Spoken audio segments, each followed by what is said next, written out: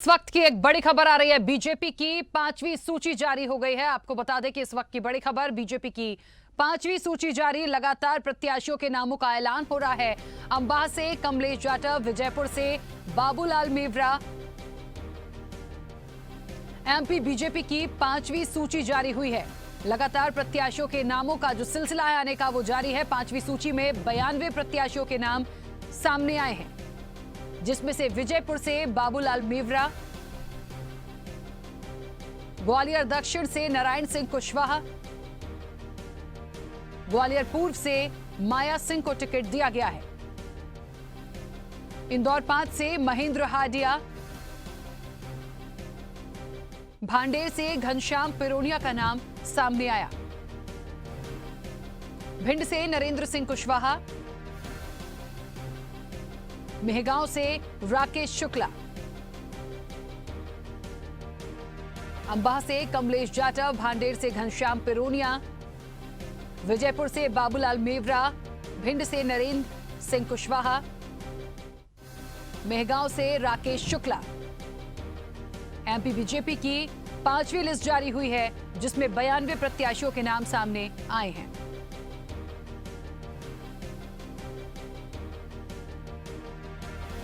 जावरा से सूबेदार सिंह राजौधा, पोहरी से सुरेश राठवारा, शिवपुरी से देवेंद्र कुमार जैन, कोलारस से महेंद्र यादव को टिकट दिया गया है। बमौरी से महेंद्र सिंह सिसोदिया का टिकट हुआ है। भिंड से नरेंद्र सिंह कुशवाहा, अशोकनगर से जजपाल सिंह जज्जी, मेहगांव से राकेश शुक्ला, पोहरी से सुरेश राठखेड़ा, अंबाह से कमलेश जाटव, विजयपुर से बाबूलाल मेवरा का टिकट हुआ है।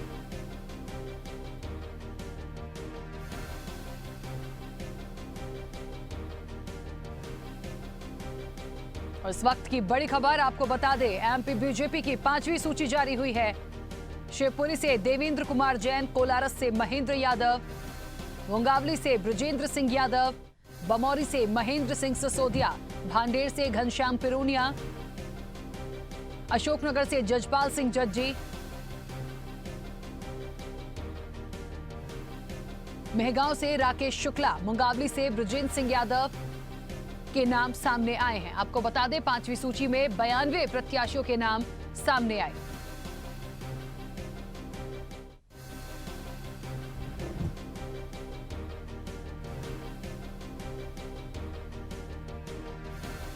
तो मध्य प्रदेश से भारतीय जनता पार्टी की 5वीं सूची सामने आई है, जिसमें 92 प्रत्याशियों के नाम शामिल हैं। इंदौर 5 से महेंद्र हाडिया, कोलारस से महेंद्र यादव, विजयपुर से बाबूलाल मेवरा, भांडेर से घनश्याम पिरोनिया,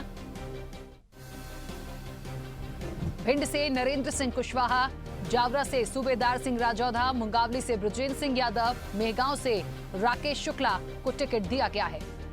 अंबाह से कमलेश जावट को टिकट मिला है और विजयपुर से बाबूलाल मेवरा का नाम सामने आया।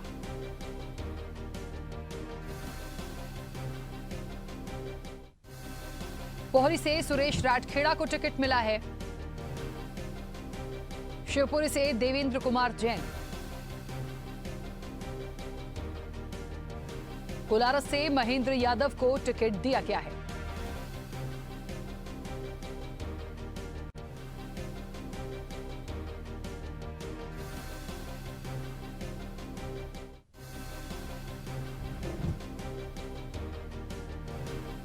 एमपी बीजेपी की 5वीं सूची जारी हुई है। टीकमगढ़ से राकेश गिरी को टिकट दिया गया है। जतारा से हरिशंकर खटीक, पृथ्वीपुर से शिशुपाल यादव को टिकट दिया गया है। एमपी बीजेपी की 5वीं सूची सामने आई है, जिसमें 92 प्रत्याशियों के नाम सामने आए। निवाड़ी से अनिल जैन, चंदला से दिलीप अहिरवार, बिजावर से राजेश शुक्ला, दमोह से जयंत मलैया को टिकट दिया गया है। जबेरा से धर्मेंद्र सिंह लोधी, हटा से उमा खटी, टीकमगढ़ से राकेश गिरी, पवई से प्रहलाद लोधी को टिकट दिया गया है। चलिए, और इस वक्त आपको बता दें हमारे सहयोगी ताहिर खान हमारे साथ जुड़ गए। ताहिर, एमपी बीजेपी की 5वीं सूची भी आ गई। लगातार जिस तरीके से भारतीय जनता पार्टी अपनी सूचियां सामने रख रही है, जो अब तक के नाम सामने आए हैं, अमूमन ये देखा जा रहा है कि जो एक सीट परंपरागत रूप से किसी दिग्गज के नाम थी, वहां पर कोई बड़ा बदलाव नहीं दिखा है। और इस सूची के बाद अब मुझे लगता है कांग्रेस के लिए ये बड़ा वो है कि किस तरह से वो अपने नामों को सामने रखेंगे। जी बिल्कुल राखी, आपको बता दूं कि एमपी बीजेपी ने अपनी 5वीं सूची जारी कर दी है और 5वीं सूची में 92 नामों का ऐलान किया गया है। बात करें भोपाल की दक्षिण पश्चिम विधानसभा से, तो यहाँ भगवान दास सबनानी को मैदान में उतारा है। यहाँ से ये जो सीट है, कहीं ना कहीं जो पूर्व मंत्री उमाशंकर गुप्ता उनकी सीट मानी जाती है, लेकिन यहाँ पे पार्टी ने भगवान दास सबनानी को मौका दिया। साथ ही भिंड से नरेंद्र सिंह कुशवाहा और मेहगांव से जो भी मंत्री थे, राज्य मंत्री थे, उनका टिकट काट के यहाँ पर जो राकेश शुक्ला है उनको पार्टी ने मौका दिया। कहीं ना कहीं जो ये लिस्ट है काफी मंथन के बाद सामने आई है और उसके बाद से ही कयास लगाए जा रहे थे कि लिस्ट आएगी और इंतजार था, और इंतजार की जो घड़ियां हैं वो कहीं ना कहीं खत्म हुई है और मेहगांव से एक बड़ा बदलाव कहीं ना कहीं इस लिस्ट में देखने को मिला है। बिल्कुल ताहिर, एक बड़ी महत्वपूर्ण बात देखनी होगी। जब से प्रत्याशियों के नाम आने शुरू हुए हैं, चाहे बीजेपी हो या कांग्रेस हो, बड़ा विरोध देखने को मिल रहा है। या तो कार्यकर्ता जो हैं हंगामा कर रहे हैं, या तो कैंडिडेट को बदलने की मांग कर रहे हैं। कांग्रेस में तो अभी बहुत ज्यादा ये चीजें दिख रही हैं, जिसके लिए कांग्रेस हमेशा फेमस भी थी कि ये एक गुटबाजी वाली चीजें। लेकिन हमने ये भी देखा है कांग्रेस की सूची में कि कुछ जगह पे उनको प्रत्याशी बदलने पड़ते हैं। क्या लगता है आपको कि ये जो सूची लगातार बीजेपी सूची के मामले में वैसे भी आगे ही थी, और लगातार जिस तरह से पहली सूची जब कांग्रेस की आई 144 नाम के साथ, फिर दूसरी, तो मुझे लगता है जो नाम अब सामने आ रहे हैं, क्या ये एक मंथन कांग्रेस को कहीं ना कहीं मिल रहा है यहाँ पर? क्योंकि बीजेपी पहले नाम देती है, उसके बाद कांग्रेस की सूची आती है, तो मुझे लगता है शायद एक मंथन करने के लिए समय ले रही है कांग्रेस। देखिए राखी, आपको बता दूं कि कांग्रेस के अधिकतर जो नाम है वो घोषित हो चुके हैं। कई सीटों पर कांग्रेस ने बदलाव भी किया है, लेकिन बीजेपी की जो एक 5वीं सूची है ये रुकी हुई थी। कल रात को इस सूची पर मंथन हुआ था। पीएम मोदी की अध्यक्षता में केंद्रीय चुनाव समिति की बैठक हुई थी। उस बैठक के बाद इन नामों पर सहमति हुई और उस सहमति के बाद ये लिस्ट जो है बीजेपी ने जारी की है। कुछ जो परंपरागत सीट जिनकी मानी जाती है, अगर होशंगाबाद की हम बात करें तो वहां से वापस से सीतासरण शर्मा को नर्मदापुरम से बीजेपी ने उतारा है। उनके सामने कांग्रेस से उनके ही भाई रहेंगे, इन्हें भाई भाई के बीच मुकाबला भी हमें इस बार देखने को मिलेगा। वही दक्षिण पश्चिम से कई जो नेता थे बीजेपी के, वो लाइन में लगे हुए थे, कतार में थे, लेकिन भगवान दास सबनानी के रूप में एक नया प्रत्याशी बीजेपी ने उतारा है। उसके अलावा मेहगांव से एक बड़ा बदलाव कहीं ना कहीं इस सूची में देखने को मिल रहा है। बिल्कुल, क्या लगता है ताहिर, जिस तरीके से लगातार जो नाम आ रहे हैं और जितनी चीजें कही जा रही हैं इस इलेक्शन को लेकर, बेहद मध्य प्रदेश के लिए बड़ा कांटे का मुकाबला और दिलचस्प मुकाबला होने की बात कही जा रही है। जो विरोध भी देखने को मिल रहे हैं, जो कैंडिडेट्स के नाम भी आ रहे हैं, जो टिकट्स भी कटे हैं और जो परिवर्तन भी करना पड़ रहा है, ओवरऑल यदि देखें, और जिस तरीके से आपने भोपाल के दक्षिण पश्चिम की बात की, भगवान दास सबनानी को तो उमाशंकर गुप्ता की परंपरागत सीट मानी जाती रही है। क्या लगता है ये जो बदलाव किया गया है, इसके पीछे की एक वजह देखी जाए तो कितना फायदा यहां से बीजेपी को मिलेगा?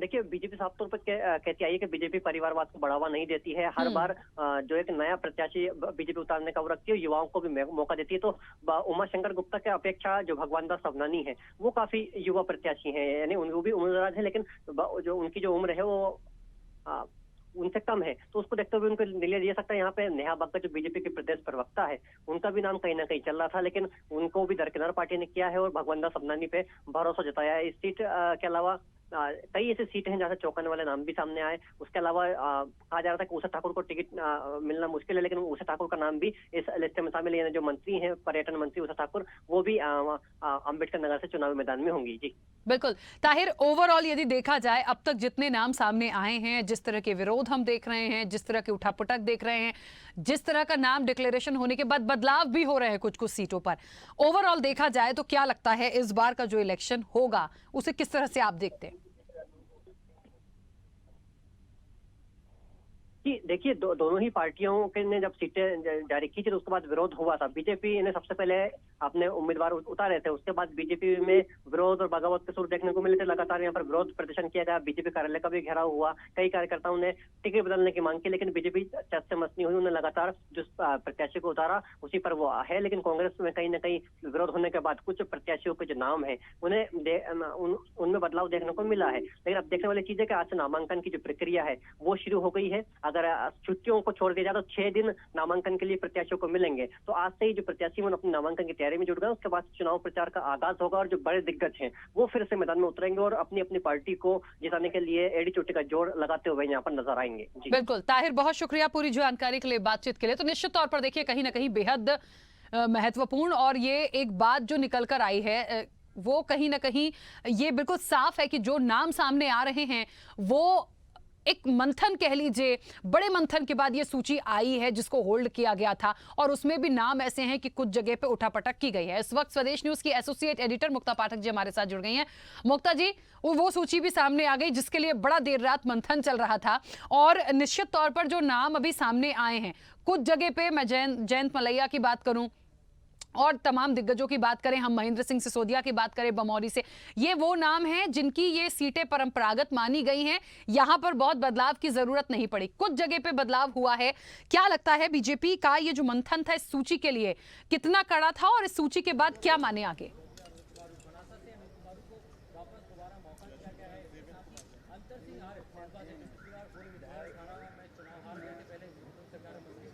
देखिए राखी, ये अभी हम बीजेपी ऑफिस में खड़े हैं। सुबह 11 बजे से इंतजार हो रहा था, 11 बजे से सब लोग यहाँ पे इंतजार कर रहे थे। अध्यक्ष वीडी शर्मा, नरेंद्र सिंह तोमर आए, सबने कहा कि बस कुछ ही देर की बात है, लेकिन देखिए कितना टाइम लगा क्योंकि पेच फंसा हुआ था दक्षिण के जो जिसमें भगवान दास सबनानी को टिकट दिया गया है, वहां पे जो है लगातार मंथन चल रहा था और वहां पे कोई जो है एक राय नहीं बन पा रही थी और फाइनली फिर भगवान दास सबनानी का नाम फाइनल हुआ और उसके बाद जो है ये सूची रिलीज हुई है। 92 सीट से 2 अभी भी होल्ड हैं, गुना और विदिशा।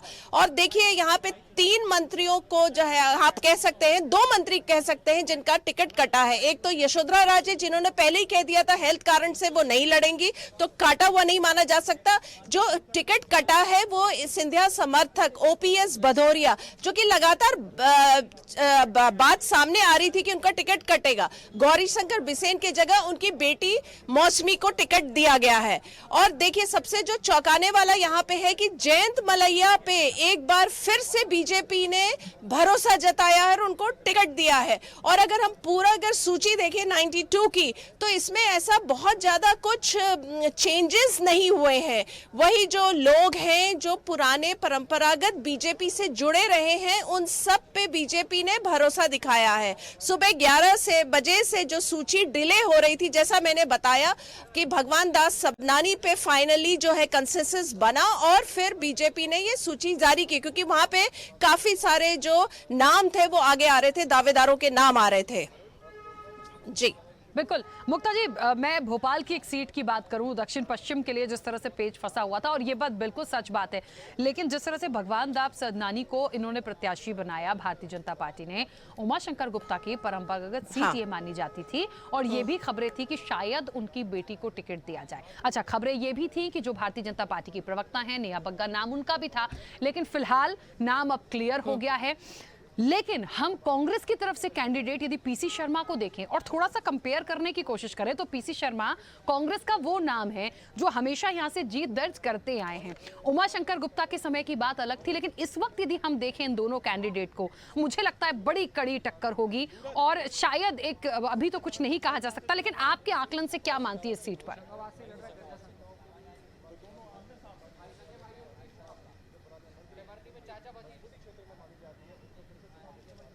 जी बिल्कुल राखी, आपने बहुत सही सवाल पूछा है। देखिए, आप अगर ध्यान आपने दिया होगा तो जब कांग्रेस की सूची आ रही थी, दूसरी सूची, तो उसमें भी ये बार बार खबरें आ रही थी कि पीसी शर्मा का टिकट कट सकता है, क्योंकि उनका भी वहां पे जो है उनके खिलाफ भी काफी माहौल है। हालांकि उनको जो है 24/7 का जो विधायक माना जाता है, वो हर वक्त अवेलेबल रहते हैं, बहुत इजिली एक्सेसिबल है, जनता से मिलते जुलते, लेकिन यहाँ पे कांग्रेस की भी स्थिति बहुत अच्छी नहीं है। और जैसा बीजेपी का कहा, नेहा बग्गा का नाम चल रहा था लेकिन वो दावेदारों में नहीं थी। दावेदार में 2-3 जो प्रबल नाम आ रहे थे वो उमाशंकर गुप्ता थे, लेकिन उमाशंकर गुप्ता के खिलाफ बहुत माहौल था, लोग उनको नहीं पसंद कर रहे थे, इसीलिए बीजेपी उनको नहीं उतार रही थी। उसके बदले फिर राहुल कोठारी जो है वो जोर लगा रहे थे।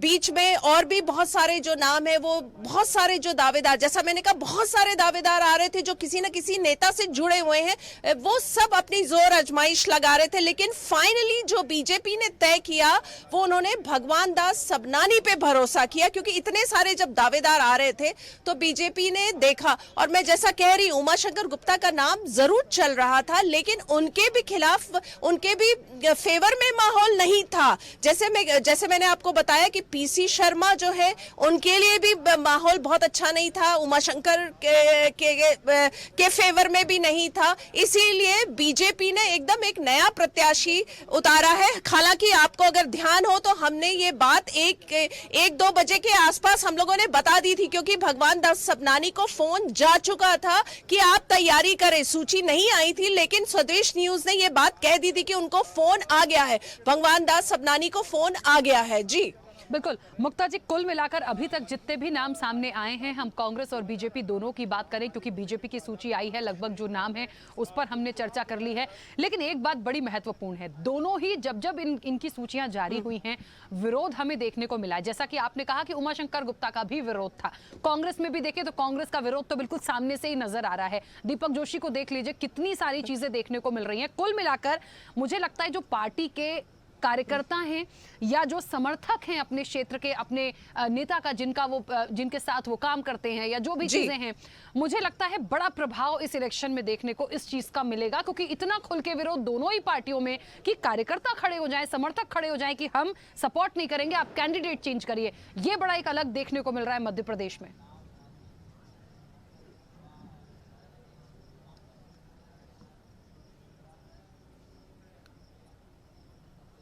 बिल्कुल, बहुत अच्छा सवाल आपने राखी पूछा। अभी हम कांग्रेस ऑफिस दफ्तर गए थे और वहां पे बात की कि भाई क्या बात है, कांग्रेस के उम्मीदवारों पे इतना विरोध हो रहा है। तो कांग्रेस के जो वहां पे बैठे हुए थे वरिष्ठ जन, उनका ये कहना था कि ये देखिए हमारी जीतने वाली पार्टी, हम जीत रहे हैं, इसीलिए यहाँ पे इतना विरोध हो रहा है, हर आदमी टिकट चाह रहा है। लेकिन देखिए ये एक कांग्रेस का वक्तव्य है, ये उनका कहना है, लेकिन हाँ आपकी बात बिल्कुल सही है कि कांग्रेस में जो जिस तरह से विरोध हो रहा, अभी हम लोगों ने ही देखा दीपक जोशी की गाड़ी जो है उसको तोड़ दिया गया, और जिस तरह से कांग्रेस लगातार विरोध कर रही है, बीच में आपने भी सुना था कमलनाथ का बयान आया था कि कपड़े फाड़ो, तो मतलब देख रहे हैं। और फिर भी उसके बावजूद, ये सब विरोध के बावजूद आपको ध्यान देना होगा कमलनाथ के बॉडी लैंग्वेज पे, दिग्विजय सिंह के बॉडी लैंग्वेज पे, इन लोग बहुत कॉन्फिडेंट है, क्योंकि ये लगातार सर्वे कराते आते जा रहे हैं, और उनको जिस तरह का जो उनको फीडबैक मिल रहा है, जिस तरह से उनको जनता से फीडबैक मिल रहा है, उनके कार्यकर्ताओं से फीडबैक मिल रहा है, रूट लेवल पे जो उनको फीडबैक मिल रहा है, उससे उन्हें लग रहा है, उससे वो कांग्रेस आश्वस्त है कि उनको सीट्स में बढ़त मिलेगी। हालांकि ये बात तो जब पोलिंग होगा और जब काउंटिंग होगी, नतीजे आएंगे, तब ये क्लैरिटी होगी, लेकिन ये माहौल है कांग्रेस में, कांग्रेस आश्वस्त है। और बीजेपी की आज जो टिकट है, देखिए कल रात में मीटिंग हो चुकी थी, टिकट्स डिसाइड हो गए थे, आज सुबह 11 बजे जो ये सूची जारी होने वाला था, लेकिन 11 बजे से लेकर मुक्ता जी, मुझे ऐसा लगता है अभी तक जितनी सूचियों में नाम आए हैं, लगातार बहुत सारे मुद्दों को लेकर जातिगत समीकरण बड़ा प्रभावी होता है। क्या बता पाएंगे कितने SC ST की बात करें, OBC की बात करें, महिलाओं की बात करें, कितने प्रतिशत टिकट इनको दिए गए? जी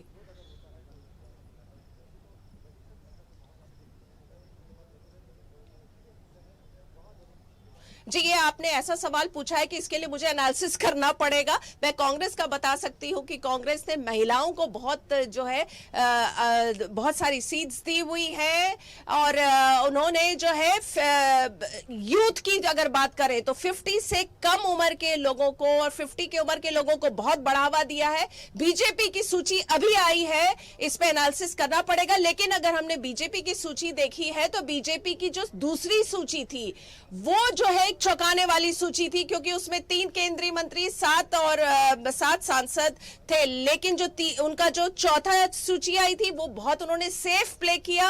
ये 5वीं सूची है, इसमें भी बहुत चौंकाने वाला ऐसा कुछ नहीं है, बहुत उन्होंने सेफ प्ले किया है। जैसा मैंने आपको बताया कि एक ही मंत्री का टिकट कटा है, वो है ओपीएस भदौरिया जी। ठीक है मुक्ता जी, लेकिन अभी इस वक्त आपको एक अपडेट दे दे, 16 SC 17 ST को टिकट दिया गया है और निश्चित तौर पर ये बिल्कुल सही है। लगातार ये जितने प्रभावी होंगे तमाम चीजें सामने आएंगी। बहुत शुक्रिया लगातार जुड़ने के लिए, पूरी जानकारी के लिए। तो आपको बता दें कि देखिए कहीं ना कहीं जो जिस तरह से 5वीं सूची आई है, जो कैंडिडेट्स के नाम सामने आए हैं, बड़ा ही कांटे का और रोचक दिलचस्प मुकाबला होगा। सबसे बड़ी बात की विरोध की जो बात आ रही थी बार बार, वो दोनों तरफ से देखने को मिला है। जातिगत समीकरणों की बात कर लें तो कितना महत्वपूर्ण यहां पर है और जब टिकट में कितना दिखाया गया, बताया गया है, वो भी लगभग क्लियर है। ऐसे में अब जनता मध्य प्रदेश की क्या करती है? वो वापस से एक बार कमल खिलाती हैं या फिर 2018 की तरह कांग्रेस को सामने लाती हैं? ये मुझे लगता है मध्य प्रदेश की जनता के लिए एक बड़ा उन्हीं के ऊपर सारी चीजें हैं कि उन्हें कैसे इस बार मध्य प्रदेश में किसको कहते हैं ना कि एक जीत का सेहरा पहनाना है। तो चलिए, और सूची आने का सिलसिला लगातार जारी है। अब इंतजार मतदान का, और मतदान के बाद 3 दिसंबर का जब निर्णय हमारे और आपके सामने होगा। लेकिन एक बात बिल्कुल साफ है कि मध्य प्रदेश का जो चुनाव है बेहद दिलचस्प और कांटे की टक्कर देखने को मिलेगी। इस खास पेशकश में इतना ही, दीजिए इजाजत, नमस्कार।